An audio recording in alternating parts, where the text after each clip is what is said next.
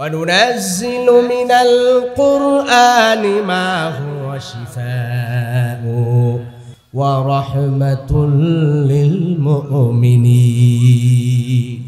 দীর্ঘ সময় আলোচনা করেছেন উস্তাদ মুফতি গাজী সিদ্দিকুর রহমান হাফিজুল্লাহ, আপনাদের এলাকার কৃতি সন্তান, মুহতারামও অনেক বড় আলোচক, সারা দেশে আলহামদুলিল্লাহ সম্মানের সাথে আলোচনা করেন, মাহফিল করেন। আপনারা এলাকার মানুষ কতটা জানেন জানি না, আমরা তো জানি, এমনকি খুব ভালো আলোচনা করেন। এই জগতে অনেকে আজে বাজে কথা বলেও মাহফিলে সময় নষ্ট করে, কিন্তু আপনাদের শেখ গাজী সিদ্দিকুর রহমান ভাই এরকম না, জরুরি কথাবার্তা বলেন যেগুলো মানুষের উপকার হয়। এজন্য আমার খুব ভালো লাগে এবং তাকে আমি ব্যক্তিগতভাবে ভালোবাসি, পছন্দ করি ওনার আলোচনা। আমার ভাইরা বন্ধুরা, আমার আল্লাহর নবীর সাহাবী হযরত কায়েস বিন আসিম রাদিয়াল্লাহু তাআলা আনহু ঘটনাগুলো বলছেন, আর রাসূলুল্লাহ সাল্লাল্লাহু আলাইহি ওয়াসাল্লাম অপলক নয়নে তার কথাগুলো শুনছে। আর যখনই কায়েস বিন আসিমের পাশবিকতার কথা একটু একটু শুনছেন, আল্লাহর নবী চোখের পানি ছেড়ে কাঁদছেন। নবীজির সাহাবারাও হাউমাউ করে কাঁদতে লাগলেন। নবীজি ডাক দেয় এবং কায়েস, তারপর তুমি কি আচরণ করেছো? আল্লাহর নবীর এই সাহাবী ডেকে বলেন, ইয়া রাসূলুল্লাহ, আমি গর্ত খনন করলাম, গর্ত খুঁড়ে আমার আদরের সন্তান কলিজার টুকরাটাকে আমি গর্তের ভিতরে নামাতে লাগলাম। আর এইভাবে মাটি দিয়ে দিয়ে আমার গর্তের ভিতরে আমি মাটি দেওয়া আরম্ভ করলাম। আমার কলিজার টুকরা তখনও বুঝতে পারে নাই। হঠাৎ করে মাটির কিছু অংশ আমার দাড়ির ভিতরে লেগে যায়। আবার কলিজার টুকরা ওই দাড়িগুলো থেকে মাটিগুলো সরাতে লাগছিল। আর ডাক দেয়া বলে, ইয়া আবাতি মাযা তাসনাউ, হে আমার বাবা, তুমি কি করতেছো, কি ঘটনা ঘটাতে যাচ্ছ, আমি তো বুঝতে পারছি না। আমার ভাইয়েরা বন্ধুরা, আমার আল্লাহর নবীর সাহাবী হযরত কায়েস বিন আসিম রাদিয়াল্লাহু তাআলা আনহু ডাক দিয়ে বলেন, নবীজি, এইভাবে আমি মাটি দিতে দিতে যখন বুক পর্যন্ত মাটি দিয়ে দিলাম, বুক বরাবর মাটি দিলাম, আমার আদরের সন্তান কলিজার টুকরা হাতটা বাড়ায় দিয়ে ডাক দিয়ে বলতেছে, বাবারে, তুমি কি আমাকে চিরবিদায় দেওয়ার জন্য মাটি চাপা দিয়ে আমাকে শেষ করতে চাচ্ছ? বাবারে, শুনে রাখো, আমি কি এমন অপরাধ করেছি, কি অন্যায় করেছি? প্রাণের বাবা, যদি আমি অপরাধ করে থাকি, অন্যায় করে থাকি, মেহেরবানি করে আমাকে মাফ করে দাও, আমাকে বাঁচিয়ে দাও, আমাকে আর মাটি চাপা দিবে না, আমাকে বের করে দাও। আমি এখান থেকে বের হয়ে দূরে কোথাও চলে যাব, অথবা আর সমাজে তোমাকে বাবা হিসেবে পরিচয় দিতে হবে না, আমি কারো কাছে তোমার নাম বলবো না। আমার ভাইয়েরা বন্ধুরা, আমার আল্লাহ নবীর সাহাবী হযরত কায়েস বিন আসিম আত-তামিমি রাদিয়াল্লাহু তাআলা আনহু ডাক দিয়ে বলেন, ইয়া রাসূলুল্লাহ, আমার আদরের সন্তান কলিজার টুকরা এমনভাবে বলার পরেও আমার দিল বলল না, আমার হৃদয়ে পাশবিকতা বাড়তে লাগলো। আমি একে এক করে মাটি চাপা দিলাম, বুক পর্যন্ত মাটি দিয়ে গলা পর্যন্ত মাটি ভরে দিলাম। আমার সন্তানটাকে মাটি চাপা দিয়া দুনিয়া থেকে বিদায় করে দিলাম। আল্লাহ রাব্বুল আলামিন ডাক দিয়ে বলেন, লাকাদ মান্নাল্লাহু আলাল মুমিনিনা ইয বাআসা ফীহিম রাসূলা। আল্লাহ রাব্বুল আলামিন বড় মায়া করেছেন, মান্না ইয়ামুন্নু, দয়া করা, ইহসান করা, বড় দয়া করেছেন বিশ্ববাসীর উপর, উম্মতে মুহাম্মাদের উপর দয়া করেছেন আল্লাহ রাব্বুল আলামিন। এই জন্যই মায়া করেছেন বিদায় তাদের মাঝে তাদের পক্ষ থেকে একজন রাসূল কি আল্লাহ রাব্বুল আলামিন পৃথিবীর বুকে প্রেরণ করলেন। যে রাসূল এসে তাদেরকে গোটা পরিবর্তন করে দিলেন, যে মানুষগুলোকে পথহারা মানুষগুলোকে আলোর দিশা দেখালেন। এমন একটা সময়ে আল্লাহর নবী সাল্লাল্লাহু আলাইহি ওয়াসাল্লামকে পৃথিবীর যুগে প্রেরণ করা হলো, যেই যুগে অন্যায় আর অন্যায়ের জয় জয়কার ধ্বনি ছিল, যেই যুগে শুধুমাত্র খুন খারাপি রাহাজানি মদ জুয়া ঘুষ সহ সকল প্রকার অপরাধের প্রবণতা ছিল, যেই সময় নারীর কোনো মর্যাদা ছিল না, যেই সময় মা বোনের কোনো মর্যাদা ছিল না, যেই সময় ছোট্ট ছোট্ট ভূমিষ্ঠ কন্যা সন্তানগুলোকে জীবিত মাটি চাপা দিয়ে দাফন করে ফেলা হতো। সেই সময় নারীর কোনো মর্যাদা ছিল না, সম্মান ছিল না। কে মা কে বোন এটার কোনো পরিচয় ছিল না। যখন যাকে যার ইচ্ছা হয়েছে তার সাথেই সে তাকে স্ত্রী মনে করেছে। কখনো মাকে মায়ের কোনো মর্যাদা ছিল না, বোনকে বোনের মর্যাদা দেওয়া হতো না। এমন একটা জাহিলি যুগ ছিল, কন্যা সন্তানকে নারীদেরকে অপয়া মনে করা হতো, অশুভ মনে করা হতো। নারী ভূমিষ্ঠ হলে, কন্যা সন্তান কারো বাড়িতে আসলে তাদের চেহারা কালো হয়ে যেত, তাদের মুখটা কালো হয়ে যেত। এটা জাহিলিয়াতের যুগে। কিন্তু এই জাহিলিয়াত, নব্য জাহিলিয়াত এখনো আছে। এখনো যদি কোনো পরিবারে কন্যা সন্তান আছে, অনেক পরিবারের এমন শোনা যায় যে তারা বিরক্ত হয় মেয়ে সন্তান ভূমিষ্ঠ হলে। এটা তখন আর আনন্দ প্রকাশ করে না, তখন আর মানুষের মধ্যে গর্বের সাথে এটা আর বলতে চায় না, মুখটা বেজার হয়ে যায়, মনটা বেজার হয়ে যায়। কথা বলেন ঠিক কিনা? এমন পরিবার এই সমাজে আছে না নাই? কথা বলেন আছে না নাই? কোরআন কারীমের সূরা আনআমের 58-59 নম্বর আয়াতে কারীমায় আল্লাহ সুবহানাহু তাআলা তাদের এই কৃতকর্ম, তাদের এই কার্যক্রমের চিত্র আল্লাহ সুবহানাহু তাআলা তুলে ধরেছে। আল্লাহ রাব্বুল আলামিন ডাক দিয়ে বলেন, ওয়া ইযা বুশিরা আহাদুহুম বিল উনসা ওয়াল্লা ওয়াজহুহু মুসওয়াদ্দাও ওয়া হুয়া কাযীব। আল্লাহ রাব্বুল আলামিন ডেকে বলেন, ওয়া ইযা বুশিরা আহাদুহুম বিল উনসা, আর যখন তাদেরকে কন্যা সন্তান ভূমিষ্ঠ হওয়ার সংবাদ দেওয়া হতো, বলা হতো যে তোমার বাড়িতে আজকে তোমার বিবির গর্ভের সন্তানটা ভূমিষ্ঠ হয়েছে, তোমার ঘরে কন্যা সন্তান ভূমিষ্ঠ হয়েছে। এই সংবাদটা যখন ঘরের মালিককে দেওয়া হতো, দল্লা ওয়াজহুহু মুসওয়াদ্দা, তার চেহারাটা কালো হয়ে যেত, ওয়াহুয়া কাযীব, এমত অবস্থায় রাগান্বিত হয়ে যেত, বিরক্তির ছাপ তাদের চেহারার ভিতরে প্রকাশ পেয়ে যেত। ইয়াতাওয়ারা মিনাল কওমি মিন সুই মা বুশিরা বিহি, লোকটা সাথে সাথে ঘরে কন্যা সন্তান ভূমিষ্ঠ হয়েছে এই অপরাধে পালিয়ে যেত, মিনাল কওম, পালায়া দূরে কোথাও চলে যেত। কারণ এই সংবাদ যদি মানুষ শুনে আমাকে খারাপ বলবে, আমার ঘরে কন্যা সন্তান হয়েছে, এই কথাটা শুনলে আমি মানুষের সামনে মুখ দেখাতে পারবো না, আমার মুখে চুনকালি লেগে যাবে। এই চিন্তা করে ঘরে কন্যা সন্তান হয়ে গেলে জাহিলি যুগের মানুষগুলো ঘর থেকে বের হয়ে যেত। নাউজুবিল্লাহ। ইয়াতাওয়ারা মিনাল কওমি, গোত্রের লোকদের থেকে বের হয়ে যেত।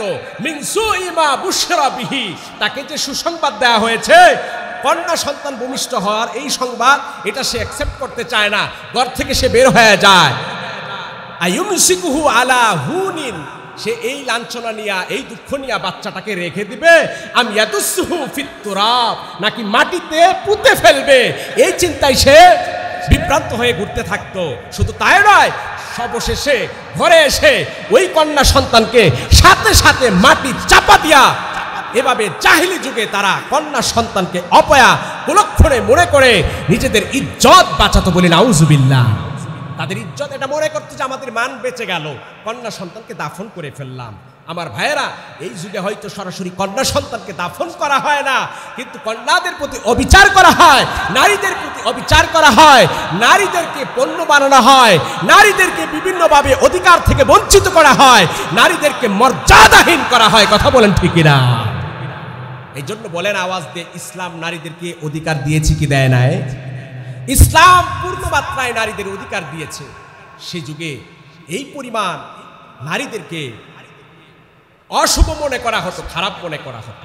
আল্লাহ রাব্বুল আলামিন কোরআনুল কারীমের সূরা আত-তাকবীরের 8-9 নং আয়াতে কারীমায় আল্লাহ রাব্বুল আলামিন ডেকে বলেন, আল্লাহ রাব্বুল আলামিন বলেন, ওয়া ইযাল মাউউদাতু সুইলাত বিআইয়ি যামবিন কুতিলাত।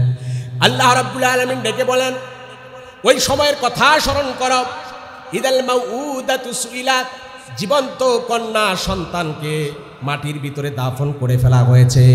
ওই মাটিতে দাফনকৃত সন্তানকে আল্লাহ রাব্বুল আলামিন জীবিত করবেন। আল্লাহ রাব্বুল আলামিন ডেকে বলবেন, রে আল্লাহর বান্দি, বলো কি কারণে তোমাকে মাটিতে জীবন্ত দাফন করে ফেলা হয়েছে। আল্লাহ রাব্বুল আলামিন এই মেসেজটা দিলেন। আল্লাহ রাব্বুল আলামিন জানান দিতে চান যে আল্লাহ রাব্বুল আলামিন জীবন্ত পুঁতে ফেলা সন্তানকে জীবিত করে জিজ্ঞাসা করতে পারেন, ওই আল্লাহ রাব্বুল আলামিন ওই সন্তানকে হত্যাকারী বাবাকে জীবিত করতে পারেন কি পারেন না? পারেন কি পারে না? আল্লাহ তাআলা ওই জীবিত পুঁতে ফেলা সন্তানকে আবার জীবিত করে বলবে, বিআইয়ি যামবিন কুতিলা, যে আল্লাহর বান্দি কি কারণে তোকে হত্যা করা হয়েছিল। জিজ্ঞাসা করা হবে, জীবন্ত প্রথিত সন্তানকে আল্লাহ রাব্বুল আলামিন জিজ্ঞাসা করবেন। সুতরাং তাকে যদি জীবিত করতে পারেন, যারা দুনিয়া থেকে যাদের মওত হয়েছে এবং যারা তাকে এইভাবে মাটি চাপা দিয়ে মেরে ফেলেছে, তাকেও আল্লাহ তাআলা জিজ্ঞাসা করবেন, বিচারের কাঠগড়ায় দাঁড় করাবেন। আল্লাহ সুবহানাহু ওয়া তাআলা এই আয়াতের মাধ্যমে এই মেসেজ দিলেন। এই আয়াতের ব্যাখ্যায় তাফসীর ইবনে কাসির বাংলা, যেটা তাফসীর ইবনে কাসির, এই তাফসীর ইবনে কাসিরে 11 নম্বর খণ্ডের 427 নম্বর পৃষ্ঠায় এখানে রাসূলুল্লাহ সাল্লাল্লাহু আলাইহি ওয়াসাল্লামের এক সাহাবীর হাদিস বর্ণনা করা হয়েছে। হযরত ওমর ইবনুল খাত্তাব রাদিয়াল্লাহু তাআলা থেকে বর্ণনা। হযরতে ওমর ইবনুল খাত্তাব রাদিয়াল্লাহু তাআলা বর্ণনা করেন, রাসূলুল্লাহ সাল্লাল্লাহু আলাইহি ওয়াসাল্লামের এক সাহাবী, ওই সাহাবী নাম হলো কায়েস ইবনে আসিম আত-তামিমি আল-মানকারি রাদিয়াল্লাহু তাআলা আনহু। সাহাবীর নাম হচ্ছে কায়েস বিন আসিম। কায়েস, এতটুকু মনে রাখেন, সাহাবীর নাম কি? কায়েস। একটু জোরে বলেন, সাহাবীর নাম কি? কায়েস। এটা সাহাবীর নাম কায়েস হবে। তো আমরা অনেক সময় লোক মুখে এটা ওমর রাদিয়াল্লাহু তাআলা আনহুর শানে শুনি, অথবা অন্য আরেকজন সাহাবীর নামে আমরা শুনি, কিন্তু মূলত এই সাহাবীর নাম হচ্ছে কায়েস। কায়েস বিন আসিম আল-মানকারি আত-তামিমি। নবীজির এই সাহাবী যখন মুসলমান হন নাই, তিনি অত্যন্ত প্রভাবশালী ছিলেন এবং খুব সুসাহিত্যিক ছিলেন। বনু তামিম গোত্রের তিনি সর্দার ছিলেন। তিনি এসে বলতেছেন, ইয়া রাসূলুল্লাহ, ইন্নী ওয়াতু ফিল জাহিলিয়াহ। ইয়া রাসূলুল্লাহ, আমি তো জাহেলি যুগে আমি আমার জীবন্ত কন্যা সন্তানকে প্রথিত করেছি, মাটি চাপা দিয়েছি, আমি মেরে ফেলেছি। বর্ণনায় এসেছে যে তিনি বললেন যে আমি 8 জন কন্যা সন্তানকে জীবিত দাফন করেছি। অন্য বর্ণনায় এসেছে যে আমি 12 জন কন্যা সন্তানকে আমি দাফন করেছি। তো সেই যুগে কন্যা সন্তানগুলোকে কেন দাফন করা হতো? আর এই কন্যা সন্তানকে দাফন করা, তাদেরকে মেরে ফেলা, এটা ইসলামে হারাম করা হয়েছে। রাসূলুল্লাহ সাল্লাল্লাহু আলাইহি ওয়াসাল্লাম বলেন, বুখারীর বর্ণনা এসেছে, বুখারী শরীফের 5975 নম্বর হাদিস, হযরতে মুগীরা রাদিয়াল্লাহু তাআলা থেকে বর্ণনা। তিনি বর্ণনা করেন রাসূলুল্লাহ সাল্লাল্লাহু আলাইহি ওয়াসাল্লাম থেকে, ইন্নাল্লাহা হাররামা আলাইকুম উকুকাল উম্মাহাত। আল্লাহ সুবহানাহু ওয়া তাআলা মাতা পিতার অবাধ্যতা করা, নাফরমানি করাকে হারাম করেছেন। ওয়া মানআন ওয়া হাতিন, এবং কারো অধিকার আদায় না করাকে, অধিকার দেওয়া থেকে বারণ করা, নিষেধ করাকে আল্লাহ তাআলা হারাম করেছেন। ওয়াহাতিন, অথবা কারো অধিকার, কারো প্রাপ্য বুঝিয়ে না দেওয়া, এটাকে আল্লাহ তাআলা হারাম করেছেন। ওয়াওয়াতাল বানাত, এবং কন্যা সন্তানকে জীবিত দাফন করা, এটা আল্লাহ তাআলা হারাম করেছেন।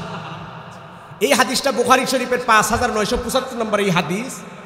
এই হাদিসের ব্যাখ্যায় আল্লামা ইবনে হাজার আসকালানী রাহিমাহুল্লাহ, বুখারীর অন্যতম একটা সরা ব্যাখ্যা গ্রন্থ ফথুল বারী, এই ফথুল বারীর এই ব্যাখ্যা গ্রন্থে নবীজির এই প্রিয় সাহাবী হযরতে কায়েস বিন আসিম আল-মানকারি রাদিয়াল্লাহু তাআলা আনহু বর্ণনাকে আরেকটু ব্যাপক আকারে আনা হয়েছে। কায়েস বিন আসিম আল-মানকারি সেই সময় কেনই বা কন্যা সন্তানকে জীবিত দাফন করলেন, নারীদের প্রতি এত খুব কেন, কি উদ্দেশ্য ছিল, কি কারণে দাফন করা হতো, সেই কারণটা এখানে ইবনে হাজার আসকালানী রাহিমাহুল্লাহ তুলে এনেছেন। একবার কায়েস বিন আসিমের সাথে অন্য আরেকটি গোত্রের অনেক বড় একটা যুদ্ধ লেগে যায়, আর ওই যুদ্ধে তার স্ত্রী এবং তার এক কন্যা গ্রেপ্তার হয়, অপহরণ করে নিয়ে যাওয়া হয়। অবশেষে কায়েস বিন আসিম শত্রু বাহিনীর সাথে কথা বলে যে আমার সম্পদ নিয়ে গেছো, মাল নিয়ে গেছো, এতে আমার আপত্তি নাই, কিন্তু আমার বিবিকে ছেড়ে দাও আর আমার আদরের সন্তান কলিজার টুকরাকে ছেড়ে দাও। কায়েস বিন আসিমের এই প্রস্তাব শত্রু বাহিনী মেনে নিল, ছেড়ে দেওয়ার জন্য সিদ্ধান্ত হলো। বিবি চলে আসলেন, তার কন্যাকে ছেড়ে দেওয়ার নির্দেশ দেওয়া হলো, কিন্তু ওই শত্রু বাহিনী তার এই কন্যাকে, তার মেয়েকে, কায়েসের মেয়েকে ডেকে বলে যে তোমার বাবা তো তোমাকে নিতে আসছে, তুমি কি যাবে নাকি থেকে যাবে? তো কায়েসের মেয়ে চিন্তা করলো যে আমার ইজ্জত এক জায়গায় লুণ্ঠিত হয়েছে, আবার বাবার সাথে যাব, এই কলঙ্কের দাগ নিয়ে সমাজে আমি কিভাবে মুখ দেখাবো। সে সোজা বলে দিল, বাবা আমাকে শত্রু বাহিনী গ্রেপ্তার করেছে, এখানে যদি কেউ আমাকে বিবাহ করে নিয়ে সংসার করে আমি তাদের সাথে থেকে যাব, আমি আর সেখানে যাব না। তার সিদ্ধান্ত সে অটল রইল, সে বাবার কথা শুনলো না। আর কায়েস বিন আসিম তার প্রেস্টিজে লেগে গেল। সে চিন্তা করলো যে এটা কত বড় স্পর্ধা, আমি আমার মেয়েকে নিতে আসছি আর সে শত্রু বাহিনীর সাথে হাত মিলাচ্ছে, তাদের সাথে থেকে যাবে। কায়েস বিন আসিম ওই জায়গায় সে কসম করে বসলো যে আজকের দিনের পর থেকে আমার ঘরে যদি কোনো মেয়ে সন্তান ভূমিষ্ঠ হয় আমি আর তাকে বাঁচায় রাখবো না, তাকে জ্যান্ত মাটিতে পুঁতে ফেলবো। নাউজুবিল্লাহ। ঘটনা তাই হলো। সেই সময় সে এটাই সিদ্ধান্ত নিল এবং তার বাড়ি, তার গর্বে, তার বিবির গর্বে যদি সন্তান আসতো আর যদি কন্যা সন্তান হতো ওই দিনই জীবন্ত দাফন করে ফেলতো। সেই সময় কন্যা সন্তানগুলোকে জীবন্ত দাফন করা হতো। গর্ভবতী কোনো মায়েদেরকে সন্তান সম্ভব হলে কোনো একটা গর্তের কাছে নেওয়া হতো। সন্তান ভূমিষ্ঠ হওয়ার পরে দেখা হতো যেটা ছেলে না মেয়ে। যদি ছেলে হতো তাহলে বাঁচিয়ে রাখা হতো, আর মেয়ে হলে সাথে সাথে মাটিতে চাপা দিয়ে ফেলা হতো। এটা একটা পদ্ধতি ছিল। আরেকটা হলো যে বয়সটা হতো 4 বছর 3 বছর এই বয়সে উপনীত হয়ে যেত, তখন থেকেই মানুষ দেখতো আর সিসি করতো যে এই বাড়িতে মেয়ে সন্তান হয়েছে। আবার ওই মেয়ের বাবাও চিন্তা করতো যে আমার মেয়ে আরেকজনের বিবি হবে, আমার বাড়িতে আরেকজন জামাতা হয়ে আসবে। এই সব কিছু চিন্তা করে আত্মমর্যাদাই লাগবে এটা চিন্তা করে ওই ছোট বাচ্চাকে দূরে কোথাও নিয়ে যেত, কোনো কূপের কাছে নিয়ে যেত, তাকে বলতো মা কূপের দিকে তাকাও, সে তাকাতো আর পেছন থেকে ধাক্কা দিয়া মেরে ফেলা হতো। নাউজুবিল্লাহ। জাহিলি যুগে সন্তানকে জীবিত দাফন করে ফেলার জন্য নির্দিষ্ট জায়গা ছিল। ওই জায়গাটা এখনো আছে। যারা মক্কা মদিনায় গিয়েছেন, হজ উমরায় গিয়েছেন, সেখানে মসজিদে হারামের পশ্চিম এবং উত্তর দিকে একটা জায়গা আছে, জাবালে উমরের পাশে এখনো নির্দিষ্ট করা জায়গাটা এখনো আছে। সব জায়গায় বিভিন্ন ভবন বিল্ডিং হয়েছে, ওই জায়গায় এখনো কিছু করা হয় নাই। ওই জায়গাটা এটাকে মাকবারাতুস সাবিকা, 1500 বছর আগে জীবন্ত সন্তানগুলো এনে এনে গর্তের ভিতরে দাফন করে ফেলা হতো জাহিলি যুগে। যারা ধনী লোক আছে তারা নিজেরা করতো না, তারা ওই ভাড়াটিয়া কামলা এনে জীবন্ত সন্তানকে দাফন করার জন্য পাঠায় দিত। ওই জায়গাটা এখনো চিহ্নিত আছে, কোনো চিহ্নিত দেওয়া নাই, কিন্তু ইতিহাস বলে যে ওই জায়গাটাই এটা। আমাকে হাতে ধরে দেখিয়েছেন আমাদের প্রিয় বড় ভাই মোহতারাম গাজী ইয়াকুব হাফিজাহুল্লাহ, তিনি দেখিয়েছেন এবং উনাকে ওই জায়গাটা দেখিয়েছেন মুফতি আমিনী রহমতুল্লাহি আলাইহি, উনাকে হাত ধরে দেখেছেন গাজী ইয়াকুব। এই জায়গাটা হলো মাকবারাতুস সাবিকা। জাহিলি যুগে এখানে জীবন্ত কন্যা সন্তানগুলোকে দাফন করে ফেলা হতো, ওই চিহ্ন এখনো আছে। প্রিয় ভাইরা, এইভাবে জাহিলিয়াতের যুগে নারীদের কোনো ইজ্জত ছিল না, কোনো সম্মান ছিল না। ওই ইজ্জত সম্মানের জায়গায় নারীদেরকে মর্যাদা দিলেন কে? আর জোরে বলেন কে? আমার ভাইয়েরা, বন্ধুরা আমার, আল্লাহ রাব্বুল আলামিন অবহেলিত, নির্যাতিত, নিষ্পেষিত নারী জাতির মর্যাদা আল্লাহ রাব্বুল আলামিন বাড়ায় দিলেন। এমন কঠিন পরিস্থিতি সেই যুগে ছিল। আল্লাহ নবীর এই সাহাবী হযরতে কায়েস বিন আসিম আল মানকারি রাদিয়াল্লাহু তাআলা আনহু রাসূলুল্লাহ সাল্লাল্লাহু আলাইহি ওয়াসাল্লামের কাছে এসে হাজির হলেন। ডাক দিয়ে বলেন, ইয়া রাসূলুল্লাহ, ইয়া হাবিবাল্লাহ, আমি তো আমার কন্যা সন্তানগুলোকে এইভাবে দাফন করে দিয়েছি। হযরত কায়েস বিন আসিম আল মানকারি রাদিয়াল্লাহু তাআলা আনহুর ঘটনাকে আরো লম্বা করে আনা হয়েছে মাজমাউজ জাওয়ায়েদ কিতাবের ভেতরে। এই কিতাবের 7 নম্বর খণ্ডের 134 নম্বর পৃষ্ঠায় ঘটনাটা আরো দীর্ঘ করা হয়েছে। আল্লাহর নবীর সাহাবী ডাক দিয়ে বলেন, ইয়া রাসূলুল্লাহ, আমি আমার জীবন্ত কন্যা সন্তানকে এইভাবে দাফন করেছি, আমার বোধহয় আর কোনো নাজাতের রাস্তা নাই, কোনো মুক্তির ব্যবস্থা নাই। আল্লাহ নবী সাল্লাল্লাহু আলাইহি ওয়াসাল্লাম ডাক দিয়ে বলেন, রে আমার সাহাবী, ইন্নাল্লাহা আফুউন কারীম, আল্লাহ রব্বুল আলামিন হলেন সুমহান দয়ালু। আল্লাহ রব্বুল আলামিনের দয়া অনেক বড়। তুমি যতই বড়, যত অপরাধ করো না কেন, যতই গুনাহ করো না কেন, আমার আল্লাহ রব্বুল আলামিনের দয়া তোমার অপরাধের চেয়ে অনেক বেশি বড়। আল্লাহ রব্বুল আলামিনের কাছে যখন নিজেকে সমর্পণ করে দিয়ে তুমি কালিমাটা যখন পড়েছ, আমার আল্লাহ রব্বুল আলামিন তোমার জিন্দেগির তামাম গুনাহগুলো মাফ করে দিয়েছে। আমার ভাইয়েরা, বন্ধুরা আমার, আল্লাহ নবীর এই সাহাবীকে নবীজি ডাক দিয়ে বলেন, আচ্ছা কায়েস, তুমি যে তোমার 8টা, কোনো বর্ণনা এসেছে 12টা কন্যা সন্তানকে তুমি জীবিত মাটির ভিতরে চাপা দিয়েছ, তোমার কি একবারের জন্য মায়া লাগে না? একবারের জন্য কষ্ট হয় নাই? নবীজির এই সাহাবী ডাক দিয়ে বলেন, ইয়া রাসূলুল্লাহ, একদিন আমার কন্যা সন্তানকে আমি দাফন করতে গিয়েছিলাম, একদিন আমার বড় মায়া লেগেছিল, বড় দয়া লেগেছে, কিন্তু ততক্ষণে আর কোনো সুযোগ ছিল না। আমি নিষ্ঠুর বাবা হয়ে আমার মাকে, আমার সন্তানটাকে দুনিয়া থেকে বিদায় দিয়েছি। ইয়া রাসূলুল্লাহ, আমার এই সন্তানগুলোর ভিতর থেকে সর্বশেষ যে সন্তান সম্ভবা, আমি আমার বিবিকে রেখে ব্যবসার উদ্দেশ্যে বের হয়ে গেলাম। ডাক দিয়ে বললাম, প্রাণের বিবিরে, যদি তোমার গর্ভের সন্তানটা এইবারও যদি মেয়ে হয়ে ভূমিষ্ঠ হয়, তুমি নিজ দায়িত্বে আমার তরফ থেকে মাটির ভিতরে চাপা দিয়ে রেখে দিবা। আমার ভাইয়েরা, বন্ধুরা আমার, আল্লাহ নবীর এই সাহাবী ডাক দিয়ে বলেন, আমি দীর্ঘদিন পরে যখন বাড়িতে আসলাম, আমার আর সন্তানকে আমি দেখতে পেলাম না। আমি ভাবলাম আমার আদরের সন্তান কলিজার টুকরা আমার এই মাসুম বাচ্চাটাকে হয়তো দুনিয়া থেকে বিদায় করে ফেলা হয়েছে, আমি জানতাম না। কিন্তু কিছুদিন পর 3-4 বছর যখন পার হয়ে গেল, হঠাৎ একদিন সফর থেকে এসে আমার বাড়িতে আমি ঢুকলাম, আর দেখলাম আমার বিবির কাছে অনিন্দ সুন্দরী একটি মেয়ে ঘুরঘুর করছে, আর তার মা তাকে কাছে নিয়ে আদর করতেছে, মাথার চুলগুলো বিনি করে দিচ্ছে। ইয়া রাসূলুল্লাহ, দেখতে বড় সৌন্দর্যের অধিকারী আমার এই মেয়েটা। আমি ডাক দিয়ে বললাম, এই সন্তানটাকে আমার বিবি ডাক দিয়ে বলে, স্বামী আমার, আপনি যে গর্ভে সন্তান রেখে গিয়েছিলেন, এই সন্তানটাকে এইবারের মতো আমি আর মাটিতে চাপা দেই নাই।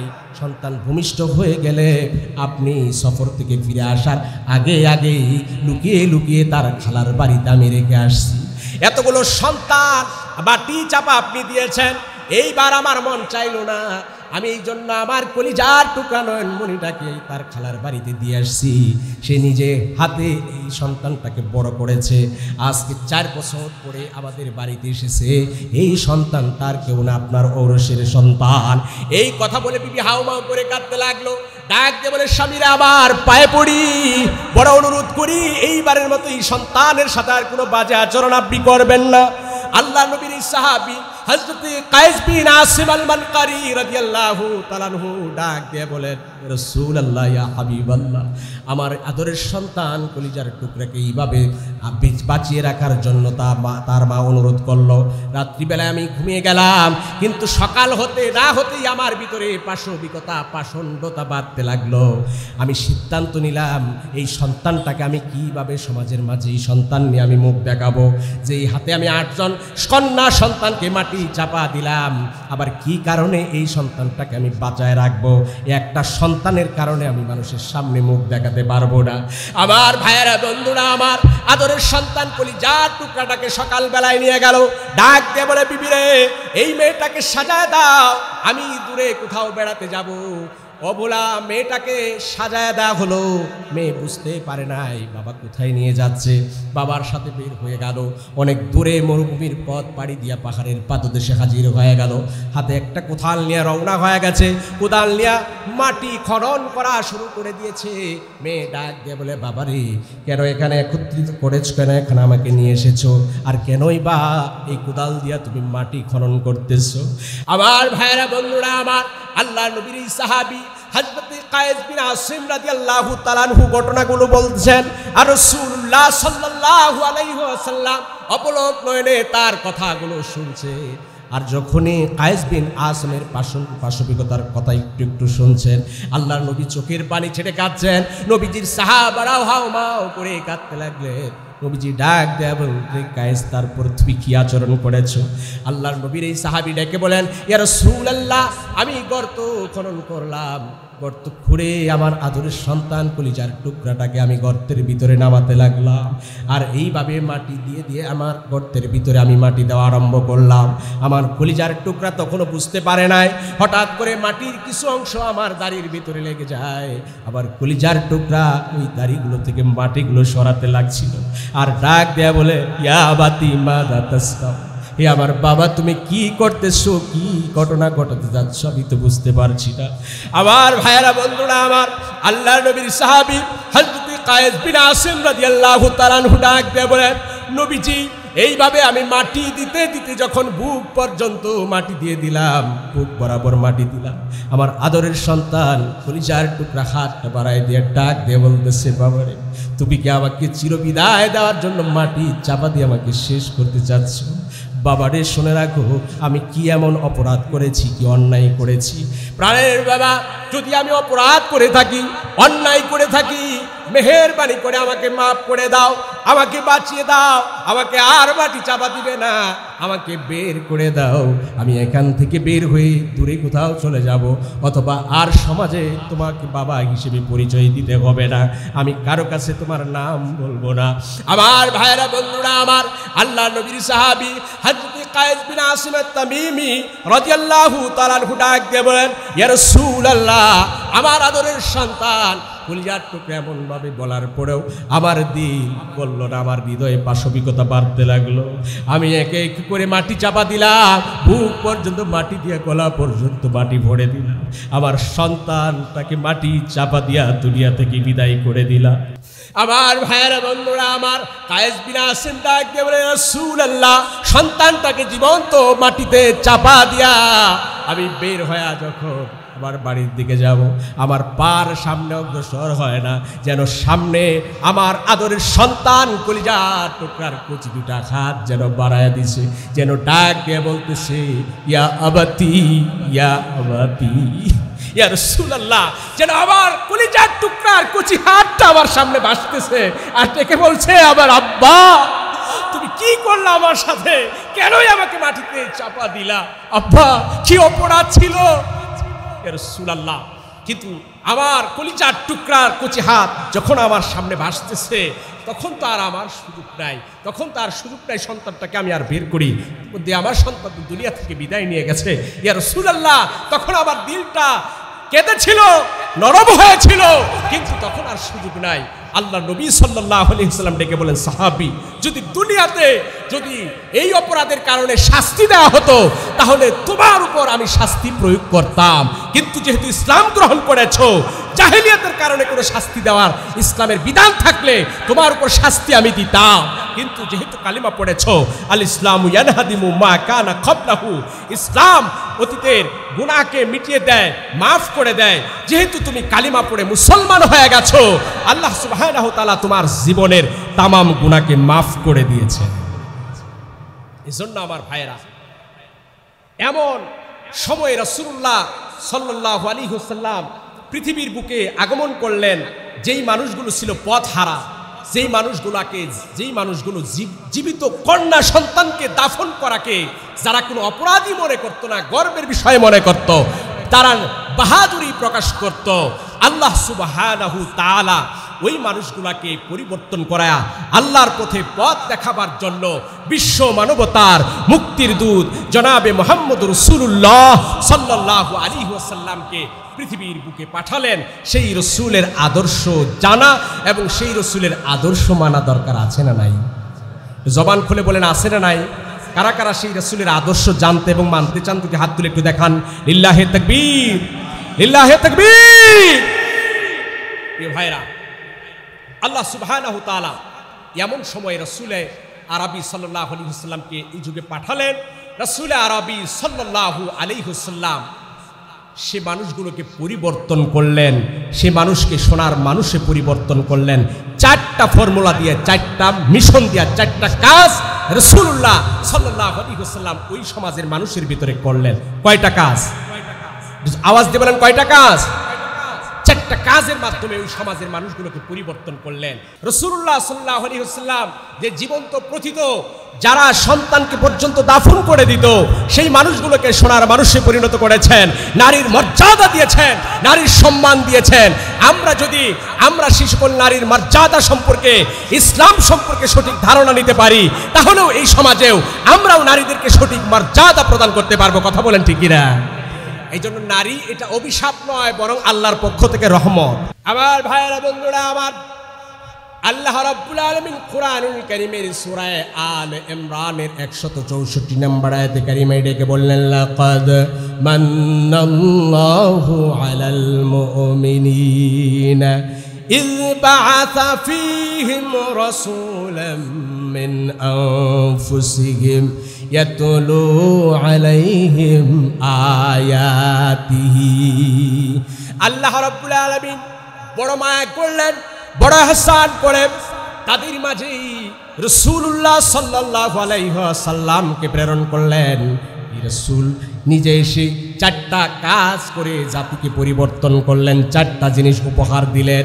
আল্লাহ রাব্বুল আলামিন ডাক দিয়ে বলেন, ইয়াতলু আলাইহিম আয়াতিহি ওয়া ইউযাক্কিহিম। 1 নম্বর কাজ হলো ইয়াতলু আলাইহিম আয়াতিহি, আল্লাহ রাব্বুল আলামিনের আয়াত, আল্লাহ রাব্বুল আলামিনের কোরআনুল কারীমের আয়াতগুলো নবীজি তেলাওয়াত করবেন। সুবহানাল্লাহ। 1 নম্বর মিশন হলো কোরআনুল কারীমের তেলাওয়াত। 4টা ফর্মুলা, 4টা কাজ নবীজি করলেন। জবান খুলে বলেন কয়টা কাজ? 4টা কাজ। কয়টা কাজ? পেছনে যারা আছে একটু বলেন না কয়টা কাজ? 4টা কাজ। এই 4টা কাজ আমরা নিয়ে যাব। 1 নম্বর হলো ইয়াতলু আলাইহিম আয়াতিহি, কোরআনুল কারীমের আয়াত তেলাওয়াত করা। কোরআনুল কারীমের আয়াত রাসূলুল্লাহ সাল্লাল্লাহু আলাইহি ওয়াসাল্লাম 1 নম্বর যে কাজ করলেন কোরআনুল কারীমের তেলাওয়াত করা। বলেন আজকে ঘরের ভিতরে কোরআন তেলাওয়াত পৌঁছায় দেওয়া, কোরআন তেলাওয়াত ছড়িয়ে দেওয়া দরকার আছে না নাই? ঘরে আজকে কোরআনের তেলাওয়াত নাই, আছে হলো মোবাইল আমাদের ঘরের ভেতরে, আছে হলো ডিশ অ্যান্টেনা, আছে হলো টিভি। ঘরের ভেতরে সকাল সন্ধ্যায় মোবাইলে গান বাজনার আওয়াজ চলতে থাকে, কোরআনুল কারীমের তেলাওয়াত এখন আর শোনা যায় না। কথা বলেন ঠিক কিনা? এই জন্য আমাদের মা বোন সহ আমরা পুরুষরা সহ প্রত্যেককেই কোরআনুল কারীমের তেলাওয়াতের ব্যাপারে সচেতন হওয়া দরকার আছে না নাই? আছে। এখানে আপনারা যারা বসছেন একটু খেয়াল করে শোনেন তো, একটু মেহেরবানি করে বলেন, যারা তাদের জীবনে জিন্দেগিতে একবার হইলো মসজিদের মক্তবে গিয়েছিলেন, কারা কারা একটু হাত তুলে দেখান তো। মসজিদে মক্তবে পড়ছেন, হাত উঁচা টান টান করে তুলেন। মাশাআল্লাহ, লিল্লাহি তাকবীর, লিল্লাহি তাকবীর। হাত নামান আমার ভাইরা।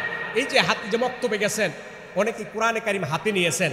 আজকে একটু নিজেকে প্রশ্ন করে দেখেন তো, এই কোরআন আপনি 20 বছর আগে 15 বছর আগে কোরআন হাতে নিয়েছিলেন মসজিদে গিয়া। অনেকে এখানে পড়েছেন, আমাদের মরহুম উস্তাদ কারি জহিরুল ইসলাম রাহিমাহুল্লাহর কাছে অনেকেই পড়েছেন, মক্তবে পড়েছেন, আরও অনেক উস্তাদের কাছে পড়েছেন। মক্তবে কোরআনটা হাতে নিয়েছিলেন, পড়েছেন। এরপরে 10 বছর 15 বছরের ভিতরে আর কোরআনটা হাতে নেন নাই। এমন বদনসিব কপাল পোড়া যুবক সমাজে আছে না নাই? আমার ভাইরা, আজকে থেকে ওয়াদাবদ্ধ হয়ে যান। 1 নম্বর কাজ কোরআনুল কারীমের আয়াত তেলাওয়াত করা। কোরআনুল কারীমের আয়াত তেলাওয়াত করা। কোরআনের প্রথম আবেদন হচ্ছে কোরআনটা পড়তে হবে, তেলাওয়াত করতে হবে। আজকে যুবক বন্ধু হতাশায় আছো, বেকার আছো, তুমি কর্মসংস্থান খুঁজে পাচ্ছ না। রাসূলুল্লাহ সাল্লাল্লাহু আলাইহি ওয়াসাল্লামের হাদিস পড়ো। আল্লাহ রাসূল সাল্লাল্লাহু আলাইহি ওয়াসাল্লাম বলেন, যেই ঘরের ভেতরে কোরআনুল কারীম থেকে সূরা ওয়াকিয়ার তেলাওয়াত হবে, ওই ঘরের ভেতরে কোনো অভাব থাকবে না, জীবিকার অভাব থাকবে না, ওই ঘরে দারিদ্রতা থাকবে না, ওই ঘরে আল্লাহ সুবহানাহু ওয়া তাআলা সচ্ছলতা দান করে দিবেন। বলি সুবহানাল্লাহ। এই জন্য অন্তত নিজে সূরা ওয়াকিয়াটা পড়বো, পড়তে না পারলে সন্তানকে পড়তে বলবো, নিজে না পারলে বিবিকে পড়তে বলবো। আহারে, কোরআনের সেই রাজ নাই। আগে দেখেছি মা বোনেরা একত্রিত হয়ে খের বিছায়া বাড়ির আঙ্গিনায় ঘরের উঠানায় 20 জন 25 জন মিলে 15 জন মিলে কোরআনের মজমা মেলা মিলিয়ে দিত। একজন কোরআন পড়তো, আরো বাকিরা সবাই পড়তো। ঘরের ভেতরে, বাড়িতে, আঙ্গিনায়, পাড়া মহল্লায় সকাল বেলায় কোরআনুল কারীমের রেওয়াজ চালু ছিল। কথা বলেন ঠিক কিনা? কোথায় হারায় গেল সেই? এখন আর কোরআনের তেলাওয়াত নিজেদের ভিতরে নাই, আমাদের ভিতরেও নাই। যারা কোরআন পড়তে জানে না তাদের ভিতরেও নাই। আওয়াজ দিয়ে বলেন, এই কোরআনের তেলাওয়াত বাড়ানো দরকার আছে না নাই? সুতরাং এই কোরআনুল কারীমের তিলাওয়াত আমাদেরকে বাড়াতে হবে। কোরআনুল কারীমের তিলাওয়াত, এই ব্যাপারে আমাদেরকে সচেতন হতে হবে। কোরআনের তিলাওয়াত নিজেরা শিখবো, অপরকে শিখাবো। নবীজি বলেন, তোমাদের ভেতরে শ্রেষ্ঠ হলো ওই ব্যক্তি যে কোরআন শিক্ষা করে, মান তাআল্লামাল কুরআনা ওয়া আল্লামা, এবং অপরকে শিক্ষা দেয়। এই জন্য কোরআন শিক্ষা, কোরআনের সাথে সম্পর্ক লাগানো, কোরআনের সাথে নিসবত করা দরকার আছে না নাই? আওয়াজ দিয়ে বলেন, নবীজি কয়টা মিশন দিলেন, কয়টা কাজ নিয়ে আসলেন? 4টা। 1 নম্বর হলো ইয়াতলু আলাইহিম আয়াতিহি, কোরআন কারীমের তেলাওয়াত করা। প্রথম আবেদন হচ্ছে তেলাওয়াত করা। দ্বিতীয় যেটা হচ্ছে মূল, যেটা কোরআনের যে সংক্ষেপ, কোরআনের যে শিক্ষা, এটাও নেওয়া। শুধু পড়ে গেলাম তা নয়, কোরআন কি বলেছে, কোরআনের কি হুকুম, কোরআন কিভাবে সমাজ পরিচালনা করতে বলেছে, কোরআন কিভাবে রাষ্ট্র পরিচালনা করতে বলেছে, কোরআন কিভাবে ব্যক্তিকে সংশোধন করতে বলেছে, কোরআন কিভাবে নারীর অধিকার দিয়েছে, কোরআন কিভাবে মা বোনদের মর্যাদা দিয়েছে, প্রত্যেকটা পয়েন্ট জেনে তা অনুযায়ী আমাদের সমাজকে প্রতিষ্ঠা করা। কথা বলেন ঠিক কিনা? ইয়াতলু আলাইহিম আয়াতিহি ওয়া ইউযাক্কিহিম। 2 নম্বর শিক্ষা হলো, 2 নম্বর মেসেজ নবীজি নিয়ে আসলেন, সেটা হলো ইউযাক্কিহিম, তাজকিয়া করা, আত্মশুদ্ধির পেছনে মেহনত করা, তাজকিয়া করা, আত্মশুদ্ধি করা, চরিত্র গঠন করা। আখলাক ঠিক করা। আজকে আমার দেশের যুব সমাজ বলি, আমার দেশের মুরব্বীদেরকে বলি, আমরা যাদেরকেই দেখি না কেন, আজকে চারিত্রিক অবক্ষয়, আজকে মা বোনদের দিকে দেখি, আজকে চরিত্রের ব্যাপক অবক্ষয় আমরা দেখতে পাচ্ছি। আমাদের এই আখলাক, এই চরিত্রটাকে সুন্দর করা দরকার আছে না নাই? সেই চরিত্রকে ঠিক করার জন্য রাসূল আসলেন। 1 নম্বর কাজ হলো নবীজি কোরআনের তেলাওয়াত করলেন। 2 নম্বর কাজ হলো চরিত্রকে গঠন করা, ওই জাক্কিহিম ওয়া ইউআল্লিমুহুমুল কিতাবা। 3 নম্বর নবীজি মানুষকে কোরআন শিক্ষা দিলেন, কিতাব শিক্ষা দিলেন, নবীজি কোরআন শিক্ষা দিলেন। তো আমাদেরকেও কোরআন শিখানো লাগবে। ওয়া ইউআল্লিমুহুমুল কিতাব, আমাদেরকেও কোরআন শিখাতে হবে। আর এই কোরআন শিখাতে হলে আমি নিজে পারি, আমি আরেকজনকে কোরআন শেখাবো।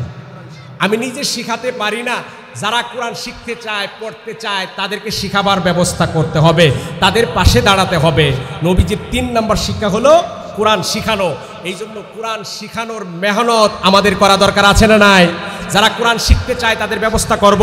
এই কোরআনের মার্কাজ, এই মাদারিসগুলো, এই মাদ্রাসাগুলো টিকিয়ে রাখা, এই মাদ্রাসাগুলো কোরআন শিখার কারখানা, এই মাদ্রাসাগুলোকে মহব্বত করা দরকার আছে না নাই? কারা কারা মাদ্রাসাকে মহব্বত করেন একটু হাত তুলে দেখান তো, হাত তুলে দেখান, একটু জবান খুলে বলেন লিল্লাহে তাকবীর, আরো জোরে বলেন লিল্লাহে তাকবীর। আল্লাহ এই হাতগুলোকে কবুল করুন।